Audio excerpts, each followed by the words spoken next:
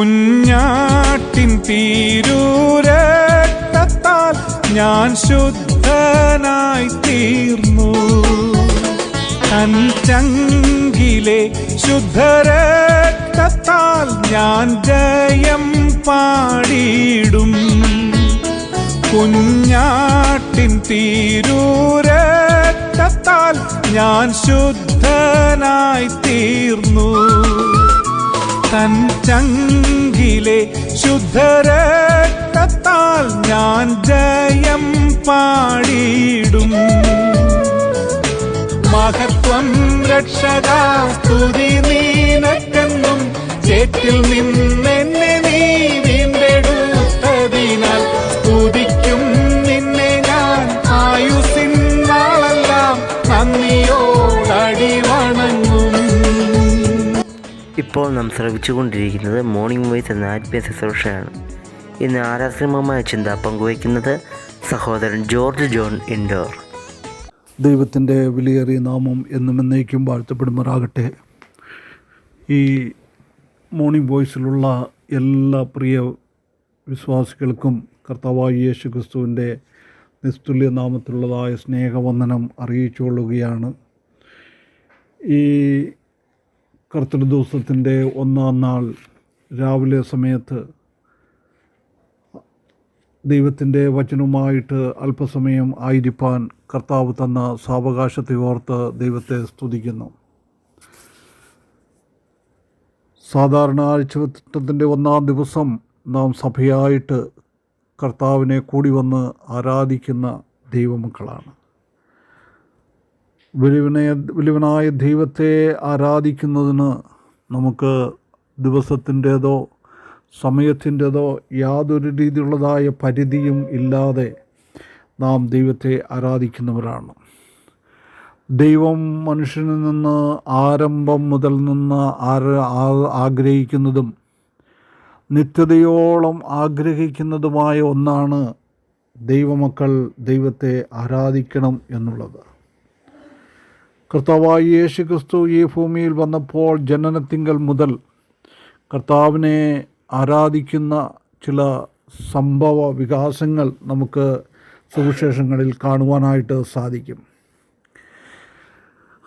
അതിൽ ഒരു ആരാധനയാണ് കർത്താവായ യേശു ക്രിസ്തുവിൻ്റെ ജനനത്തിങ്കൽ സംഭവിച്ചത്. അത് നമുക്ക് മത്തായിയുടെ സുവിശേഷം 2-ാം അധ്യായം 1 മുതൽ 12 വരെയുള്ളതായ വാക്യങ്ങളിൽ കാണുവാനായിട്ട് സാധിക്കും. ആരാധന ദൈവത്തിന് കൊടുക്കുക എന്ന നിലയിൽ ഉള്ള ഒരു ദൃഷ്ടാന്തമാണ് വിദ്വാൻമാരുടേത്. ഇവരുടെ ദീർഘയാത്രയുടെ ഉദ്ദേശം ദൈവപുത്രനെ നമസ്കരിക്കുക, ആരാധിക്കുക എന്നതായിരുന്നു. 2-ാമത്തെ വാക്യത്തിൽ നമുക്ക് കാണാം. ശ്രദ്ധേയമായ പല കാര്യങ്ങളും ഇവിടെ നമുക്ക് ആരാധനയോടുള്ള ബന്ധത്തിൽ കാണുവാനായിട്ട് സാധിക്കും. ഒന്നാമത്, ആരാധിക്കുന്നത് വിദ്വാൻമാരുടെ, ബുദ്ധിയുള്ളവരുടെ പ്രവൃത്തിയാണ്. ഇവർ എത്ര പേരായിരുന്നു എന്ന് നമുക്ക് കാണുവാനായിട്ട് സാധിക്കുകയില്ല. എന്നാൽ ഇവർ എങ്ങനെയുള്ളവരായിരുന്നു എന്ന് പറയുന്നുണ്ട്. അവർ വിദ്വാൻമാരായിരുന്നു, ബുദ്ധിമാന്മാരായിരുന്നു. ലോകജ്ഞാനി ഒരു വിശ്വാസിയെ നോക്കി ഭോഷൻ എന്ന പരിഹസിച്ചേക്കാമായിരിക്കും. എന്നാൽ ദൈവം അവനെ ക്രിസ്തുവിൽ ജ്ഞാനിയായിട്ടാണ് കാണുന്നത്, രക്ഷയ്ക്ക് ജ്ഞാനിയാക്കുന്നു എന്ന് പൗലോസ് തിമത്തിയോസിനോട് പറയുന്നത് 2 തിമത്തിയോസ് 3:15 നാം കാണുന്നു. ആധുനിക വിദ്യാഭ്യാസ രീതി കൊണ്ട് ആർക്കും ആത്മീയ ജ്ഞാനം ലഭിക്കുവാനായിട്ട് സാധിക്കുകയില്ല. ഉന്നത വിദ്യാഭ്യാസ കേന്ദ്രങ്ങളൊന്നും വിളിക്കപ്പെടുന്ന സ്ഥലങ്ങൾ ദൈവത്തെയും ദൈവിക വെളിപ്പാടിനെയും പുച്ഛിച്ച് തള്ളുകയാണ് ചെയ്യുന്നത്. എന്നാൽ നാം ദൈവത്തെ ആരാധിക്കേണ്ടതിനു വേണ്ടി വലിയവനായ ദൈവം നമ്മെ ബുദ്ധിമാന്മാരാക്കി തീർത്തു. അതുകൊണ്ട് ആത്മീയ ബുദ്ധിയുള്ളവരുടെ കർത്തവ്യമാണ് കർത്താവിനെ ആരാധിക്കുക എന്നുള്ളത്. രണ്ടാമതായിട്ട്, ആരാധന ദൈവിക നടത്തിപ്പിനനുസരിച്ച് ആയിരിക്കണം.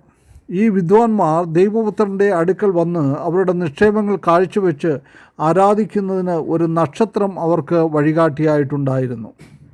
ഇത് നമുക്ക് ആരാധനയ്ക്ക് വഴികാട്ടിയായിരിക്കുന്നത് ദൈവവചനമാണ്. ദൈവാത്മാവ് ദൈവവചനം വഴി നമ്മെ നടത്തുന്നു. പിതാക്കന്മാരുടെ പാരമ്പര്യമോ നമ്മുടെ മനസാക്ഷിയുടെ വെളിച്ചപ്പാടോ ഒന്നുമല്ല. ദൈവിക വചനത്തിനനുസരിച്ച്, ദൈവിക നടത്തിപ്പിനനുസരിച്ച് നാം ആരാധിക്കുന്നവർ ആയിരിക്കണം. മൂന്നാമതായിട്ട് ആരാധന വേർതിരിവും ത്യാഗവും ആവശ്യപ്പെടുന്നു.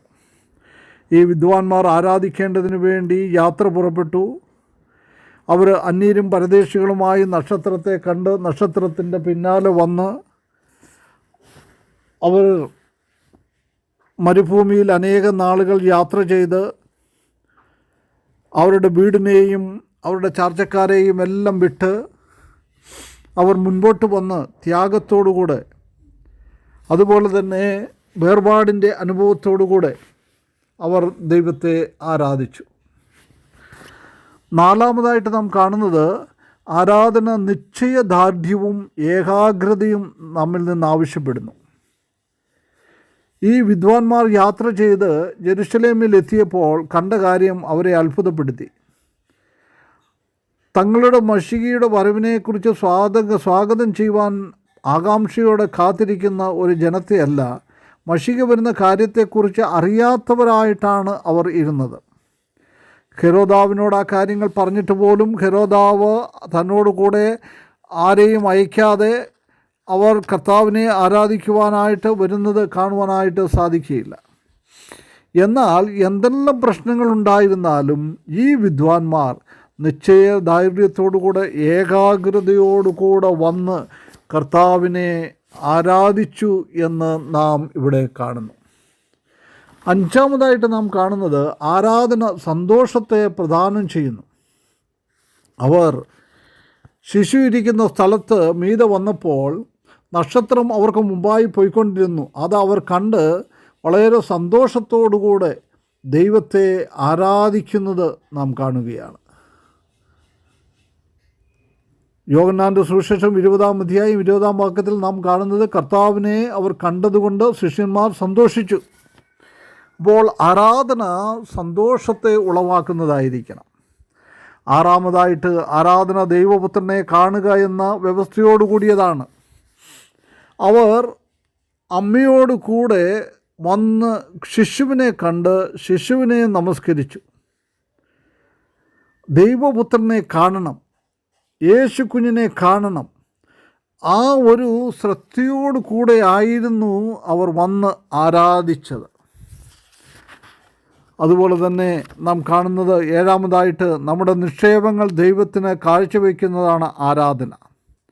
അവർ അവിടെ വന്ന് അവരുടെ നിക്ഷേപപാത്രങ്ങളെ തുറന്ന് മൂരും കുന്തിരിക്കവും ഒക്കെ ദൈവത്തിൻ്റെ മുൻപിൽ വെച്ചത് നമുക്ക് കാണുവാനായിട്ട് സാധിക്കും. പൊന്ന്, മൂര്, കുന്തിരിക്ക. ദൈവസന്നിധിയിലേക്ക് അവർ പോകുന്ന ആ പാവപരിഹാര ജീവിതത്തിൻ്റെ സൗരഭ്യത്തിലും അവൻ്റെ കഷ്ടാനുഭവ മരണത്തിൻ്റെ മഹത്വത്തിലും ഇവർ വിശ്വസിച്ചതായി ഈ കാഴ്ചദ്രവ്യങ്ങൾ കൊണ്ട് കാണാം. ഇവരുടെ ഈ മാതൃക ആരാധിക്കാൻ അടുത്തു വരുന്ന ഓരോ വിശ്വാസിയിലും ഇരിക്കേണ്ടത് ആവശ്യമാണ്. ഈ 7 കൂട്ടം കാര്യങ്ങളോട് കൂടെ ഇന്ന് കർത്താവിനെ ലോകം മുഴുവനും ആരാധിക്കുമ്പോൾ നമുക്കും ആരാധിക്കുവാൻ വലിയവനായ ദൈവം ഈ വിദ്വാൻമാരെ പോലെ നമ്മളെ ഓരോരുത്തരെയും ഒരുക്കട്ടെ എന്ന് പ്രാർത്ഥിക്കുന്നു. ദൈവം ഈ വചന മുഖാന്തരമായിട്ട് ശരിയായ രീതിയിലുള്ളതായ വിദ്വാൻമാർ ചെയ്തതുപോലുള്ളതായ ആരാധന കഴിപ്പാൻ ദൈവം നമ്മെ ഓരോരുത്തരെയും സഹായിക്കട്ടെ. അവൻ്റെ വിലയേറിയ നാമം എന്നും എന്നേക്കും വാഴ്ത്തപ്പെടുമാറാകട്ടെ.